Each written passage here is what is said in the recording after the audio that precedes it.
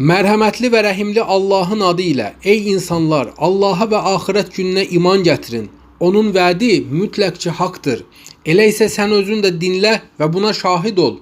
Bugün bir insan şoka düşdükdə, stres keçirdikdə və ya edam cəzası aldıqda onun bir gecədə saçları ağarmağa başlayır. Buna isə tibbdə Antonietto sindromu deyilir. Allah isə Muzammil surəsinin 17-ci ayəsində iman gətirməyənlərə qiyamət gününün tükürpədici mənzərəsini anlatdıqdan sonra belə buyurur. Elə isə mən də körpə uşaqları belə ağsaçlı qocalara döndərəcəyim həmən gün bəs halınız necə olacaq?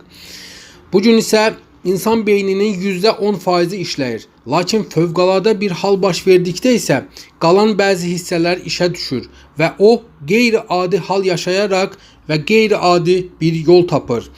Qiyamət gününə isə bu nöqteyi nəzərdən baxsaq, anlayarıq ki, o zaman bütün pərdələr açılacaq və insan Qiyamət surəsinin 23-cü ayəsində deyildiyi kimi öz Rəbbinə baxacaqdır. Ey insanlar, Allah buyurur ki, ölüm bihuşluğu bir gün sənə də mütləq gələcək və qiyamət günü isə sən insanları sərxoş görəcəksən. Halbuki onlar sərxoş deyirlər və sonra isə bildirir ki, o gün insan özü özünə hesab verməyə kifayətdir, özü özünə şahid olacaqdır. İndi isə eyni mənzərəni təsəvvür edək. Bugün narkoz ilə huşu gedən bir insan ayıldıqda sanki sərxoş kimi həyatının bütün gizli qalan ən pis kadrlarını, hətta düşüncələrini belə sayaqlayaraq etiraf edir. Və Allah buyurur ki, beləcə onların hər birinin əməl dəftərləri özlərinə veriləcək.